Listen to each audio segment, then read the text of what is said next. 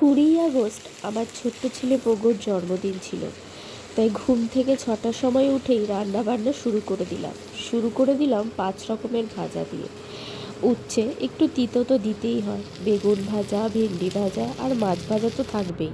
পর আমরা চলে গেছিলাম সর্বমঙ্গলা বাড়ি পুজো দিতে। আর ওখানে পোগোর বাবা পোগোকে অনেক চেষ্টা করছিল ছবি তোলার জন্য, কিন্তু ওই যে পোগো এত বিচ্ছু, কোথাও দাঁড়াচ্ছে না, ছবিও তোলা যাচ্ছে না। সকালে একটুখানি ভিডিও করেছিলাম, তারপর একদম হাতে সময় পাইনি। তো আজ আমার ছেলের জন্মদিন, কী কী মেনু করেছি সেটা তোমাদের সাথে শেয়ার করব। এখানে হচ্ছে চিকেন,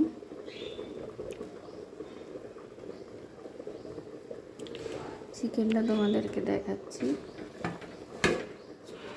দেখো চিকেনটা এখানে হচ্ছে, আর এখানে হচ্ছে পায়েসটা হচ্ছে।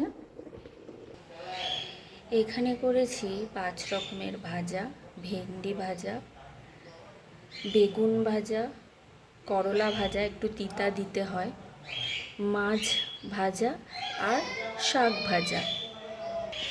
এখানে করেছি মাছের মাথা দিয়ে ডাল, আর এখানে হচ্ছে একটু মাছ করেছি মাখা মাখা করে।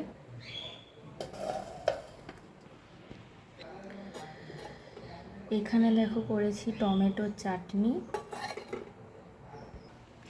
এখানে করেছি আলু পোস্ত, আর 5 রকমের মিষ্টি। এগুলো তো কমন। তো তোমাদের সাথে ছোট্ট একটা বার্থডের ব্লগ শেয়ার করছি। তোমাদের যদি ভালো লেগে থাকে তাহলে অবশ্যই লাইক, শেয়ার আর কমেন্ট করো।